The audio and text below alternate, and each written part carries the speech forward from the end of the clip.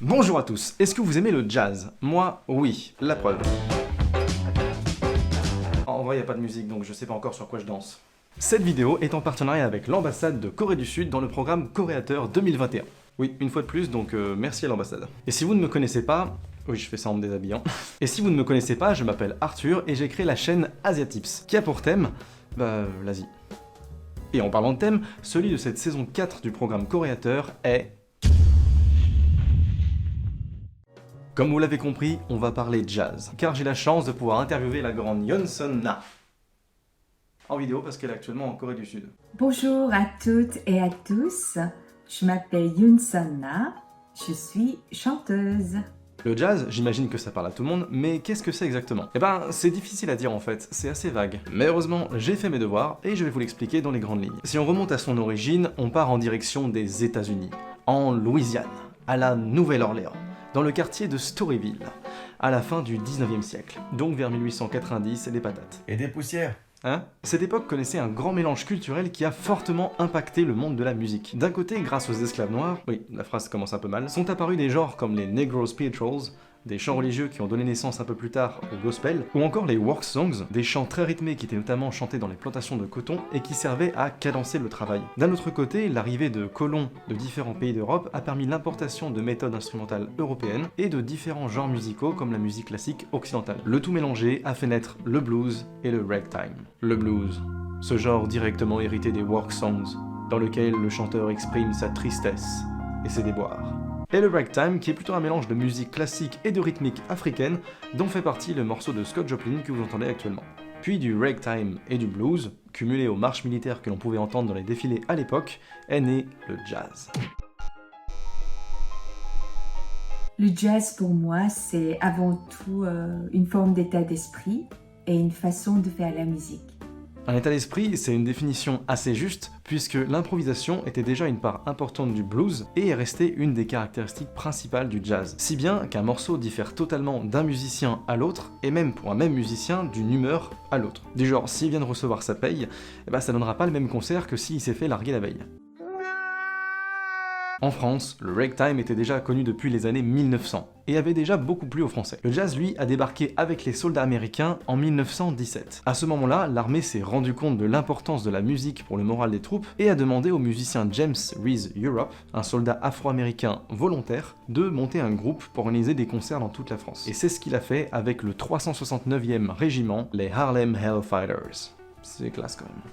D'ailleurs, j'ai clairement pas le temps de vous raconter l'épopée de Jim Europe et de son régiment dans cette vidéo, mais son histoire dans le monde du jazz sur fond de Première Guerre mondiale et de ségrégation raciale est juste incroyablement captivante. Donc si vous êtes curieux, je vous conseille sincèrement d'aller faire un tour dans les sources en description. Du coup, les réactions face à ce nouveau genre pouvaient parfois être un peu négatives puisque ça restait de la culture nègre. Mais le jazz a été très bien accueilli par les Français qui ont été surpris par cette musique si dynamique. Ils ont vraiment kiffé le jazz. Contrairement aux États-Unis qui étaient plus réticents au vu du contexte plutôt raciste de l'époque, la France a peu à peu monté le jazz au statut d'art et des compositeurs sérieux du moment se sont même mis à en intégrer dans leurs œuvres. Si bien que la France a eu un fort impact sur la diffusion du jazz en Europe. Vive la France. Mais côté Corée du Sud du coup, ça s'est passé comment? Le jazz est également arrivé avec les soldats américains, mais cette fois-ci pendant la guerre de Corée.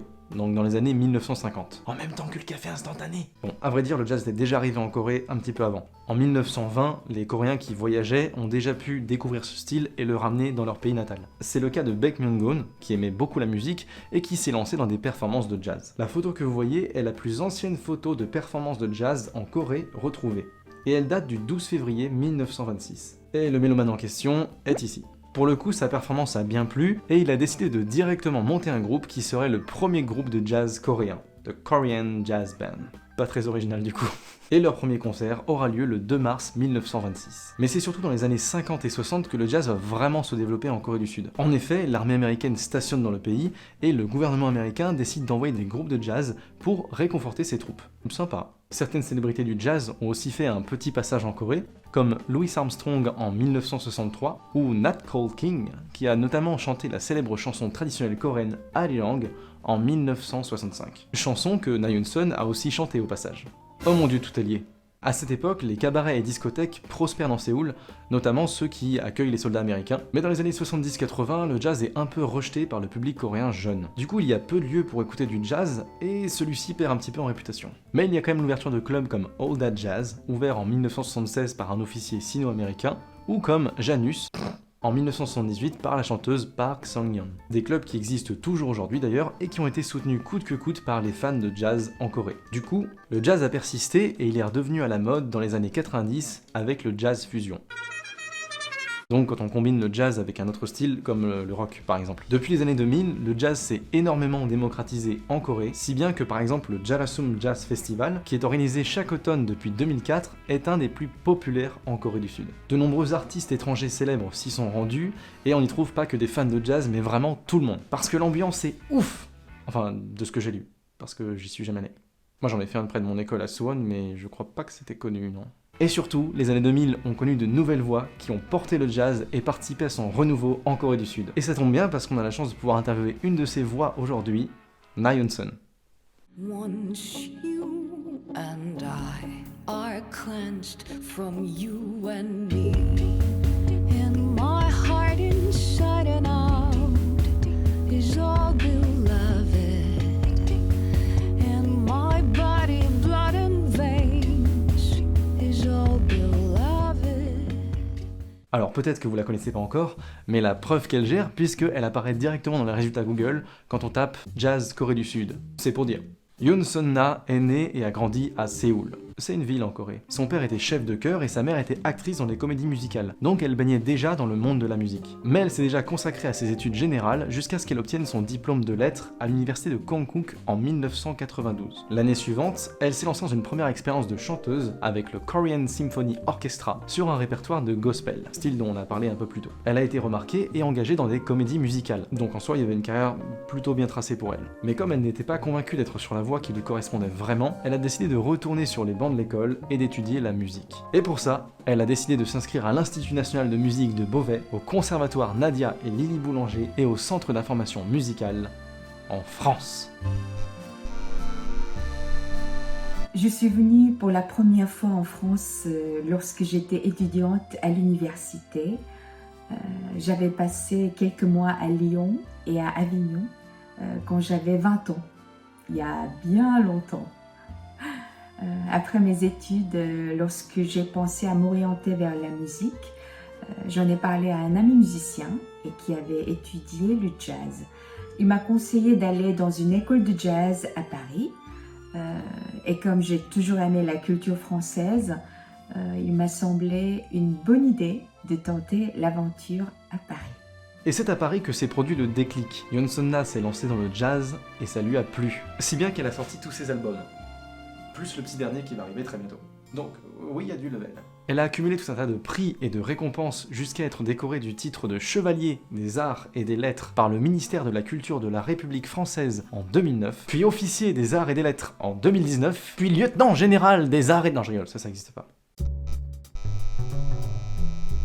Ça a été à chaque fois une belle surprise et une grande émotion. J'ai toujours pensé, et je pense encore, que c'est à moi de remercier la France. Donc c'était aussi un peu troublant pour moi. Alors j'ai été très touchée et très honorée. Je suis née et j'ai grandi à Séoul. La culture coréenne fait partie de moi. Dans tout ce que je fais, je pense qu'il y a un esprit coréen. Je ne fais pas consciemment, mais c'est inscrit dans ma musique, mon écriture et certainement dans ma façon de chanter aussi. J'ai surtout rencontré des difficultés par rapport à la langue et par la culture, même si j'avais déjà un peu vécu en France. Et puis, à l'époque où j'ai étudié, les gens ne connaissaient pas très bien la Corée et la culture coréenne, comme c'est le cas maintenant. Mais je ne crois avoir rencontré de difficultés parce que je suis chanteuse coréenne. Le jazz est un langage universel, peu importe la nationalité. Le contact avec le public est très important pour moi. Depuis que je fais des concerts, nous organisons des dédicaces après les concerts, en France et ailleurs. C'est un moment essentiel pour moi car c'est toujours un bonheur de voir les visages, les sourires et écouter les gens me dire ce qu'ils ont ressenti pendant les concerts. Je revois beaucoup de personnes au fil des années. Certains sont devenus des amis, même de très bons amis. Avec le temps, de plus en plus me parlent en coréen et me parlent de la culture coréenne. J'ai senti une très grande évolution depuis une dizaine d'années. Oui, énormément dans les chanteuses. Il y a par exemple Norma Winston, Maria Joao, Nina Simone et bien d'autres. Et dans les instrumentistes, bien sûr, j'aime beaucoup de monde. Et, par exemple, John Coltrane, Keith Jarrett et encore plein d'autres. Et puis, les musiciens et les musiciennes que je rencontre, avec lesquels je joue, ça me prendrait du temps de tous les citer.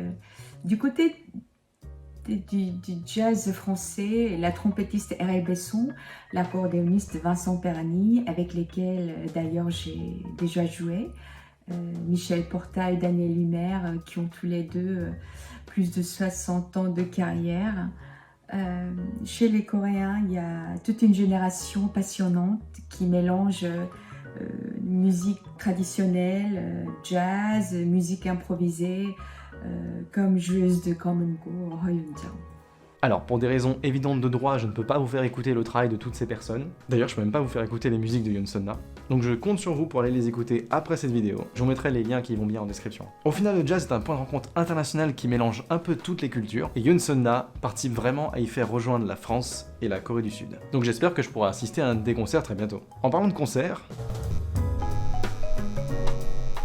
Oui, je ferai plusieurs tournées en 2022, à partir de la fin du mois de janvier. Alors je veux des places. C'est la fin de cette vidéo. Alors merci d'avoir regardé jusqu'ici, déjà. N'hésitez pas à aller faire un tour sur la chaîne de l'ambassade, histoire de découvrir le travail de mes camarades coréateurs. Je vous mets ça en description aussi. Et abonnez-vous à ma chaîne si ce n'est pas fait. Il faut le faire. Et bien sûr, vous pouvez liker cette vidéo si vous l'avez kiffé. J'en profite pour remercier Axel, le manager de Yoon Sun-na qui a orchestré tout cet échange. Orchestré, musique, vous l'avez. Bien sûr, je remercie énormément Yoon Sun-na pour avoir répondu à cette petite interview. Et je lui laisse le mot de la fin. Ciao! Merci encore de m'avoir invité. J'espère de vous voir très bientôt. Au revoir. Je voudrais remercier Arthur, Asia Tips, Yeon Kim et l'ambassade de la Corée du Sud en France. 감사합니다.